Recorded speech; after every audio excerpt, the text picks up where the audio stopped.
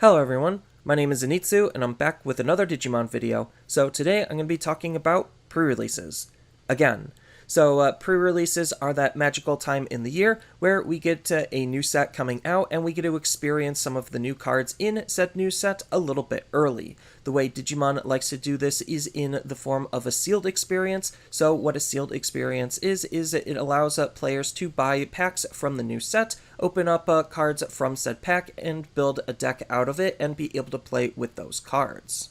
So basically what a pre-release is you're going to walk into your store, you're going to buy 6 packs of the newest set, and build a 40 card deck out of those 6 packs. And the big rule change compared to constructed play is the fact that you could ignore color when digivolving your Digimon. So Digimon ordinarily will have color requirements in order to digivolve, and well, because Digimon isn't designed for sealed and limited play, they had to change and bend some of those rules in order to make it actually possible to be able to play in this type of environment. And the big rule change that they did was just ignoring that color evolution requirement, so that way you could utilize a lot of your cards a little bit easier. But essentially, the game is going to be in a Swiss format, so the longer you play and the more you win, the stronger opponents that you're going to be facing, and your sideboard is going to consist of all of the cards that you didn't use in your main deck. And then outside of that, we do have a couple of other special rules in terms of alternative digivolutions. So when it comes to DNA digivolution, you actually can DNA digivolve on top of any color.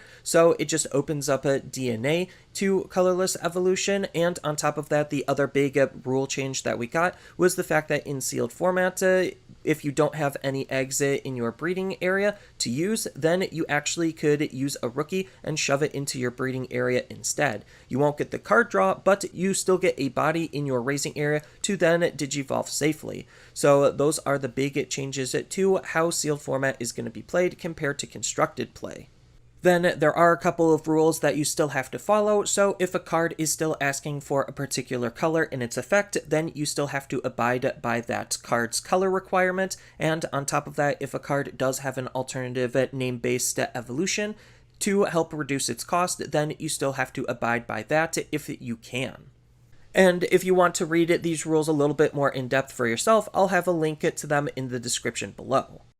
But one huge factor when it comes to being able to do well inside of a pre-release, which is going to be a sealed/limited environment, is understanding the rules and mechanics of the game and how to utilize them. So there's going to be the core or base ones that were all of the pre-existing mechanics and rules, and then you're going to want to understand and learn the new ones to the set, so that way you could better evaluate how to utilize your cards and how to make the most out of them. So when it comes to BT10, we have 3 new mechanics to take a look at. The first one is going to be save, the second one is going to be material save, and the last one is going to be digicross. All 3 of these mechanics are trying to feed into one another to be able to make the digicross ability as useful as it can possibly be. So taking a look at these abilities more specifically, when it comes to the save ability, this is mostly going to be paired up with on-delete abilities, so that way when the Digimon is deleted, well, you get to trigger the save ability. And what the save ability is doing is you get to place this card underneath one of your Tamers at the bottom of its Digivolution source. So the whole idea is the Digimon is going to, well, save itself from actually being fully deleted and going into the trash, so that way it's going to be placing itself underneath our Tamer, so we could use it as material with the proper cards to be able to line up our Digicross abilities to be able to make the most out of the Digicross ability. And then the material save ability is doing something very similar to the save ability. The save ability is mostly going to be found on our lower level Digimon, and the material save is going to be found mostly on our higher level Digimon. So the big difference is that material save isn't saving the topmost Digimon, which is the Digimon that's currently being used, where the save ability is, and material save is going to try to save our inheritable sources, so that way we could try to reline up Digicross utilizing those same Digimon. So the material save ability more specifically states that when this Digimon would be deleted, then we get to place its specified Digivolution sources that are in this Digimon's Digivolution requirements to the bottom of one of our Tamers,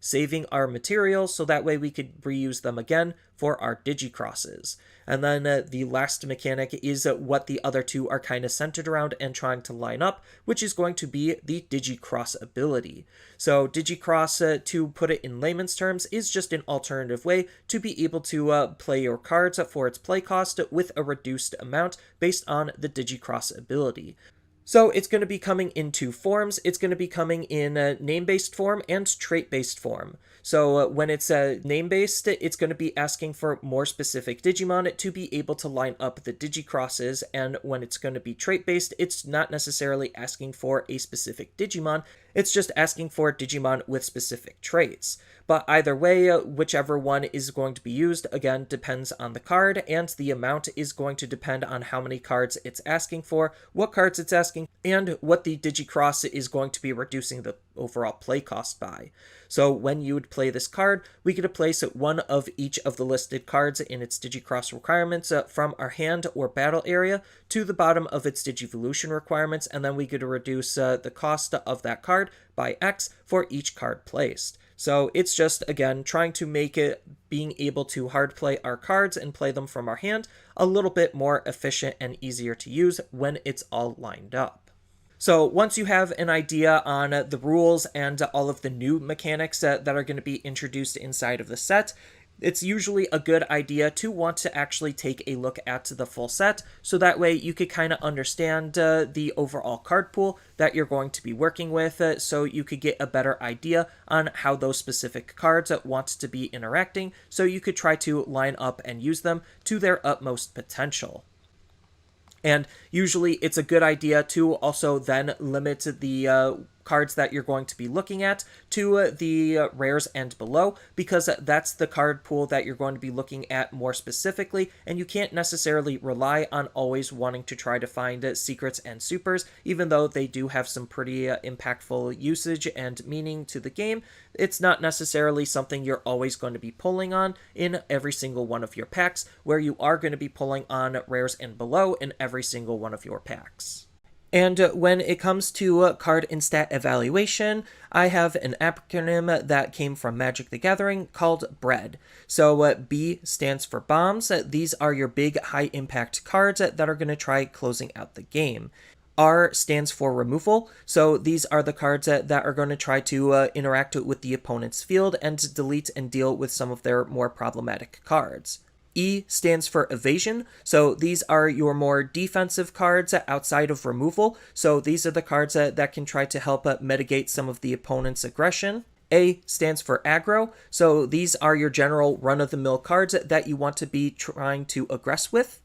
And D stands for duds. These are the cards that you kind of want to avoid just because their stats are bad and you won't be able to utilize their abilities, or their abilities are just straight up bad and you wouldn't want to use them anyway. But looking at just the rares and below, we still have a pretty decent selection of cards that we could use to try to make as cohesive of a deck as we possibly can. But as far as trying to utilize the Digicross mechanic to its utmost potential and even the save mechanics, we do have to take a look at the Tamers. The majority of the Tamers are going to try to fit within their own little archetype, so the two most important Tamers in the entire set, if you're trying to utilize the Digicross ability, is going to be Kiriha, and it's going to be Taiki, just because they actually have the ability to allow us to use the Digimon underneath our Tamers that we've been storing with the save and the material save as a material for Digicrosses. Otherwise, we won't have access to those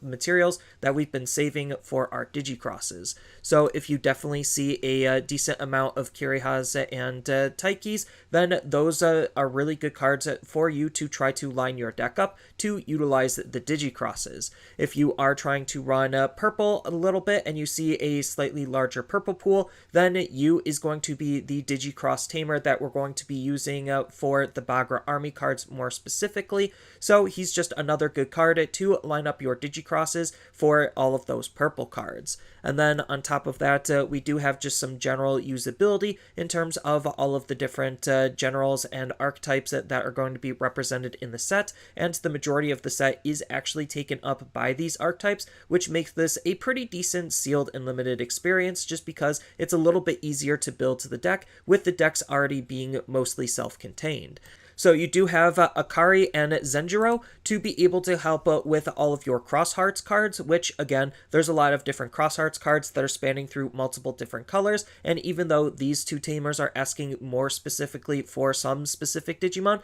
they do just have generic Cross Hearts support. On top of the fact that Nene is going to be another one that's going to be really good not only with her specific Digimon, but more specifically with Twilights, which there are a couple of different Twilights also represented in the set, so you could even try to take advantage of Nene. But any and all of these Tamers are going to be rare, so they're still going to be pretty hard to find, especially multiple copies of, to try to take advantage of these mechanics the best.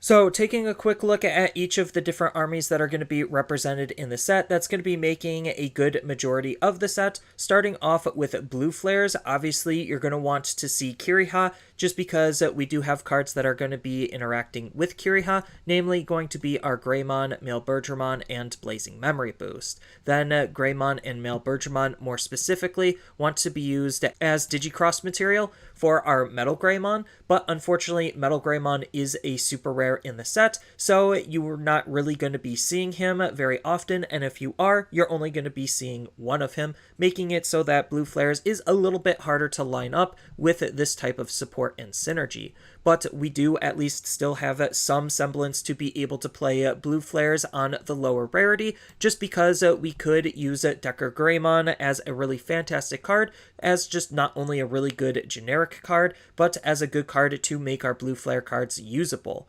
So the fact that he has two different Digivolution conditions already make him a really decent card, on top of his Armor Purge ability and his on-play/when Digivolving ability, to be able to utilize our Blue Flares not only just from our hand, but from under our Tamers if we don't necessarily have Kiriha as well, and he still has a Digicross material that we could use on the lower rarities in the form of Decker Dramon. And Decker Dramon is already a really good generic card to want to use already, just because he offers some really good card draw. He has the on-delete ability of save, and if we just use him generically for Digivolution, because remember, we do have Rainbow Evolution in the sealed and limited environment, so this isn't just hard-locked to blue. His inheritable ability is actually just a pretty good generic inheritable ability to use in general. And we do have Gaussmon to be able to interact with our level 4s, to be able to easily play any of our level 4s, for just aggressing with our Gaussmon, making him a really good aggro card to line up some more powerful plays later. So Blue Flares is still going to be a pretty decent archetype to want to lean into if you see enough cards. Obviously that's for your deck's benefit, but even if you don't, you still just have a couple of few generic really good tools that could be used in combination with various other tech to be able to make use of these types of cards. Next, we have Cross Hearts, and Cross Hearts obviously is going to be the big winner of the set in terms of the most represented army that's going to have lots of different cards for us to think about utilizing and leaning into these types of synergies. What's really good about Cross Hearts is the fact that their high rarity cards also aren't required or demanded in order to make use of a lot of the other Cross Hearts tech and tools. So even though Shout Cross 5 is still a very good generic card in of his own right, he isn't required or needed, and same thing with King Shoutmon. Being one of the secret rares of the set, he's just a good card to complement Cross Hearts when you see it, and not something that's really demanded or needed out of them. Most of the time, you're going to try to use your Tamers and try to get value off of your Tamers and the core Cross Hearts cards, which is going to be Darulumon, which wants to be played in combination with Akari, and then you're going to have Ballistamon that wants to be played off of Zenjiro.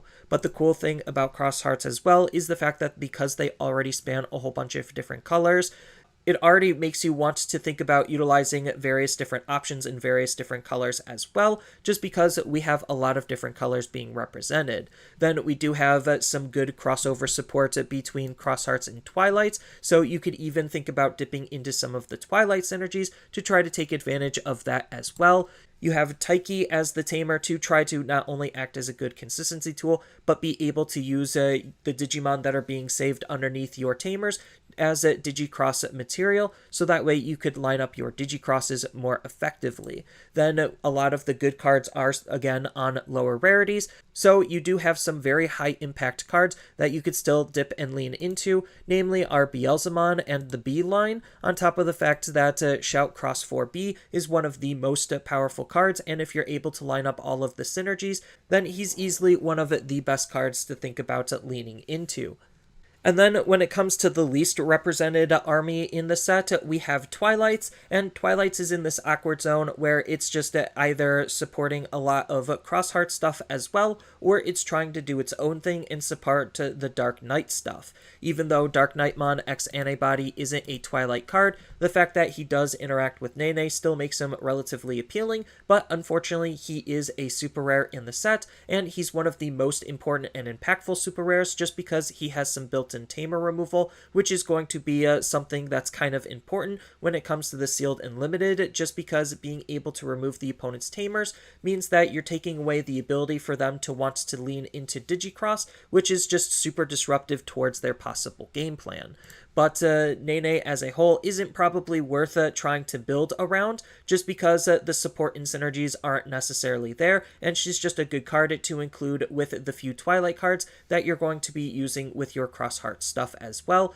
to make it what she does have access to be able to act as some solid defensive tools to think about dipping into. And then I think Bhagra Army is actually one of the better armies to dip into. Even though he doesn't have as much support as Crosshearts does, he still has a lot of access to just purple cards in general. So the fact that you can be used in combination not only just with the more Bhagra Army specific cards when we're trying to line up our big Bhagra Army cards in terms of having them be really good and effective boss monsters, he also is just working with generic purple cards, so we could use him in combination with Soundbirdmon to just use any purple card to shove underneath to basically line up our Tamer's basic Digicross ability that he kind of is wanting to dip and lean into to be able to make our high-level Digimon easy to play, and both of the high-level Digimon in the Bhagra armies are both on the lower rarities, so you're more likely to see these types of cards than some of the other cards, making them just really good cards to try to support the best that we can, on top of them having an already decent disruptive type of gameplay to make an already inefficient format for the opponent less efficient to make use of their cards, so that way you could try to make your plays more efficient as a result.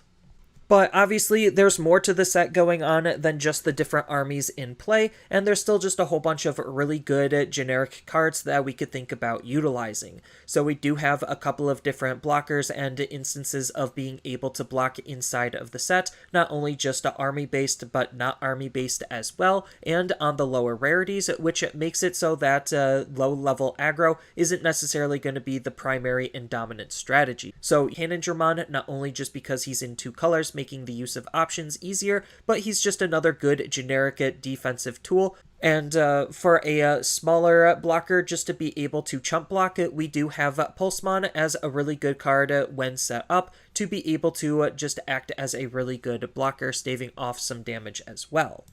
And then one of the most important options in the set, if you're able to play and utilize your Tamers, even if you're just going to be utilizing black cards in general, is going to be Defense Plugin C to basically turn any Digimon into a blocker with Reboot, and its security ability is also pretty good as well as one of the premier options you want to run for some solid defensive use. And as far as high-end cards go, there is just a decent amount of different high-end cards that are really good, not only just army-themed, but not army-themed as well. So we do have a decent amount of flexibility and variety in terms of the cards that we want to be using, with not a whole lot of dud level 6s. The only real dud level 6 that I can think of is Justimon, just because we'd be using him for his stats and color and nothing else, just because nothing in the entire set is synergizing with any of his abilities. So this is a perfect example of a dud card, and you're better off prioritizing literally any other level 6 outside of Justimon. But taking a look at the rookies, this isn't necessarily going to be the best low-to-the-ground aggro style of formats, just because the rookie quality isn't exactly there, and they kind of want to be played with a lot of their own archetypes, so the quality is pulled in a lot of various different directions. But we still do have a lot of really good, powerful generic rookies that we want to be using, and sometimes if we prioritize those over the more specific ones, we might get better mileage out of them. So as an example, we do have Blukamon, which is one of the better rookies in the entire set, just because it has a nice play cost of 2, making it just an easy card to hard play and get some good level of aggression going. For its stat line, having 5000 DP makes it a really powerful card to use. So if we compare that to something like Sparamon, where its All-Turns ability is also trying to make it have 5000 DP, as long as we have a Crosshearts Tamer or Twilight Tamer in play, means that Blukamon might just be a better card if you don't have that type of synergy lined up, even though Sparamon does have the on-delete ability of Save, which isn't really going to matter if you don't have the synergies already to make use of the card, and its inheritable ability, again, if you don't have the ability to actually use it, doesn't necessarily matter, so that's just a good example on why sometimes you would want to prioritize something like Blukamon, where it's just a generic vanilla card that has a little bit more impact than something that's asking for more specific parts and pieces out of Sparamon, even though they are trying to do the same thing, which is be a level 3 that has 5000 DP. And I think understanding that skill on card analysis is going to be one of the most important things when going into this pre-release, is just evaluating what synergies that you have based on the pool that you have access to, and what's better to try to line up those synergies versus trying to go for something that has more generic usability and doesn't necessarily require as many different parts and pieces, just because there are just a lot of different synergies and archetypes going on in play, but there still are just a lot of generic tools for us to want to use as well, and that level of card analysis is going to make or break how functional your deck is going to be at doing what it needs to be able to take and win games. So that's all I really have for this video. As always, feel free to tell me your thoughts down in the comments below, and down in the description below are a couple of different ways you could support me and the channel. So I do have a TCG Player affiliate link, so when you use that link to buy cards off of TCG Player, then some of that money will go to supporting me and the channel. I also do make and sell playmats over on Overcard Gamers on Facebook, so when you buy a playmat with my design, then some of that money will also go to help supporting me and the channel. And on top of all of that, I do have a Twitch account over on twitch.tv/Zenitsu, so giving me a follow and a subscription also helps support me there, and I do play Digimon on top of various other games on that platform as well. So thank you everyone for watching, and as always, don't forget to like, share, and subscribe for more content, and I'll see you in the next video.